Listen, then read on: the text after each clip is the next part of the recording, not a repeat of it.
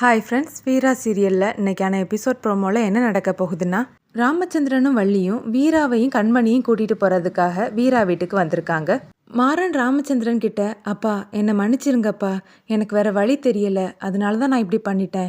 அந்த மாப்பிள்ளை வீட்டுக்காரங்க ரொம்பவே மோசமானவங்க, அந்த மாப்பிள்ளை ரொம்பவே மோசமானவன்ப்பா. நான் வீரா கிட்ட அவனை பற்றி எவ்வளவோ சொன்னேன், ஆனால் அவன் அதை நம்பலை.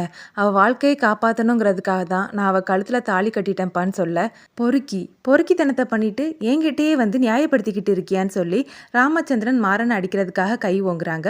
பக்கத்து வீட்டுக்காரங்களும் வீரா வீட்டு வாசல்ல வந்து நிற்கிறாங்க. வள்ளி அதை கவனிச்சுட்டு, அண்ணா எல்லாரும் நிற்கிறாங்க, நீ என்ன பண்ணுறன்னு கேட்க, பக்கத்து வீட்டுக்காரங்களும், சார் தோளுக்கு மேலே வளர்ந்த பிள்ளைய கை நீட்டி அடிக்கலாமா, ஏதோ தப்பு பண்ணிடுச்சு, மன்னிச்சு ஏற்றுக்கோங்கன்னு சொல்கிறாங்க. ராமச்சந்திரன் எதுவும் பேசாமல் வீராவோட வீட்டுக்குள்ளே போகிறாங்க. வள்ளி மாறன் கிட்ட, இதெல்லாம் நினச்சி நீ கவலைப்படாத, நாங்கள் எதுக்காக வந்திருக்கோம் தெரியுமா, உன்னையும் வீராவையும் சேர்த்து வைக்கிறதுக்கு தான். நானும் அண்ணனும் உள்ளே போய் பேசிட்டு வரோன்னு சொல்ல, அத்தை உண்மையை சொல்லு, கரெக்டாக சொல்லு, நிஜமாக தான் சேர்த்து வைக்க வந்திருக்கீங்களான்னு கேட்க, ஆமாடா உண்மையாகவே சொல்கிறேன், நிஜமாவே சொல்கிறேன், உங்களை சேர்த்து வைக்க தான் நாங்கள் வந்திருக்கோம்னு சொல்லிட்டு வள்ளி உள்ளே போகிறாங்க. வள்ளி சொன்னதை கேட்டு மாறன் ரொம்பவே சந்தோஷப்படுறாரு. அப்போ சரி, இதுக்காக எத்தனை அடி வேணாலும் வாங்கிக்கலான்னு சொல்லிட்டு சந்தோஷமாக வாசலில் நிற்கிறாரு. ராமச்சந்திரன் கண்மணி கிட்ட, இங்கே பாருமா, நீ தான் அந்த வீட்டோட மகாலட்சுமியே, நீ இல்லாமல் வீடு துக்க வீடாக இருக்குது, ராகவன் முகத்தை எங்களால் பார்க்க முடியல, பரிதவிச்சு போய் உட்காந்துருக்கான், நீ எங்களோட வந்துருமான்னு சொல்லி கூப்பிட, இல்லை மாமா என்னால் வர முடியாது, பண்ணுறது எல்லாத்தையும் பண்ணிட்டு பாருங்க எங்கள் வீட்டு வாசல்லே வந்து உட்காந்துருக்கான், இவனை நம்பி நான் எல்லாரையும் விட்டுட்டு வர முடியாது மாமா. அது மட்டும் இல்லை மாமா, வீரா ரொம்பவே உடஞ்சி போயிருக்கா, இந்த நேரம் நான் அவ கூட இருக்கணும்னு கண்மணி சொல்ல, அதுக்கு என்ன கண்மணி, எல்லாரையும் நம்ம வீட்டுக்கே கூட்டிகிட்டு போயிடலாம், கொஞ்ச நாள் போனால் எல்லாம் சரியாயிரும்னு வள்ளி சொல்கிறாங்க. அதெல்லாம் வேண்டான்னு கண்மணி கோவமாவே சொல்கிறாங்க. ஏ கண்மணி, எதுக்காக இப்படி எடுத்துரைஞ்சு பேசுகிற, அண்ணன் சொன்னது மாதிரி செய், எங்களால் பார்த்துக்க தெரியும்னு லக்ஷ்மி அம்மா சொல்கிறாங்க. எல்லாரும் பேசுகிறத ரூம்குள்ளே இருந்து கேட்டுட்டு இருந்த வீரா கண்மணிக்கு கால் பண்ணுறாங்க. இங்கே பாரு கண்மணி, என்ன ஆனாலும் சரி அந்த மாறனை நான் ஏற்றுக்க போகிறதில்ல, அதை நினச்சி நீ கவலைப்படாத, உன் வாழ்க்கையை போய் பாருடி ப்ளீஸ்ன்னு சொல்லி கேட்க, கண்மணி அமைதியாக இருக்காங்க. அப்போ ராமச்சந்திரன் பாக்கியத்தை பார்த்து, நீங்களும் கண்மணி கிட்ட கொஞ்சம் பேசுங்கம்மான்னு சொல்ல, நான் பேசுகிறேன்னு சொல்லிட்டு கண்மணி அவங்க தனியாக கூட்டிகிட்டு போகிறாங்க.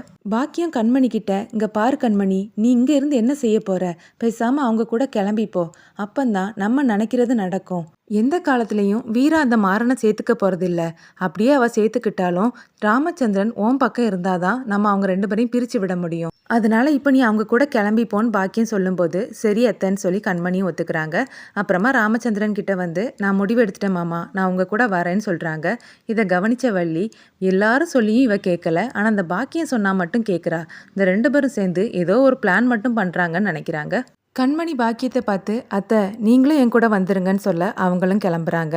அப்புறமா வள்ளி, அண்ணன் வீராவையும் கூப்பிடுன்னு சொல்ல, இங்கே பாரு வள்ளி, வீரா நம்ம வீட்டு மருமக கிடையாது, அவன் இந்த வீட்டோட பொண்ணு, கண்மணியோட தங்கச்சி, அவ்வளவுதான், நீ தேவையில்லாமல் எதுவும் பேசாத, கிளம்புன்னு சொல்கிறாரு. அப்புறமா கண்மணி கிட்ட வாமா போகலான்னு சொல்லி எல்லாரும் கிளம்பி போகும்போது வள்ளி பிடிவாதமாக நிற்கிறாங்க. இங்கே பாருண்ணா, வீரா இல்லாமல் நான் வரமாட்டேன்னு சொல்ல, இங்கே பாரு வள்ளி, தேவையில்லாமல் பிடிவாதம் பிடிக்காத, வந்து காரில் ஏறுன்னு ராமச்சந்திரன் சொல்கிறாரு. முடியாதுண்ணா, வீரா இல்லாமல் நான் எங்கேயும் வரமாட்டேன்னு சொல்லிட்டு மாறன் இருந்த இடத்துல போய் வள்ளியும் உட்காந்துக்கிறாங்க.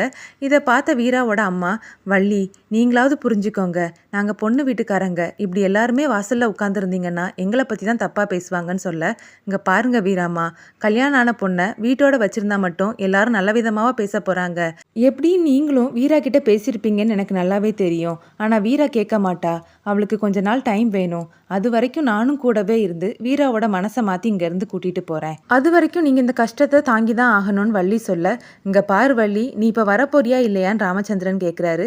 முடியாதுண்ணா, நான் வரமாட்டேன்னு சொல்கிறாங்க. நீ தலைகீழ நின்று தண்ணி குடித்தாலும் நீ நினைக்கிறது நடக்க போகிறது இல்லைன்னு சொல்லிட்டு ராமச்சந்திரன் கண்மணியையும் பாக்கியத்தையும் கூட்டிகிட்டு கிளம்பி போகிறாரு. மாறன் வள்ளி கிட்ட, இதெல்லாம் உனக்கு தேவையாத்த, இந்த வீட்டில் பச்சை தண்ணி கூட கொடுக்க மாட்டாங்க, எனக்கே 2 நாள் கழிச்சு தான் 2 தோசை போட்டாங்க, கையில் பணம் எதுவும் வச்சிருக்கியான்னு மாறன் கேட்க, எதுக்குடான்னு வள்ளி கேட்குறாங்க. சாப்பாடு வாங்க வேண்டாமான்னு கேட்குறாரு.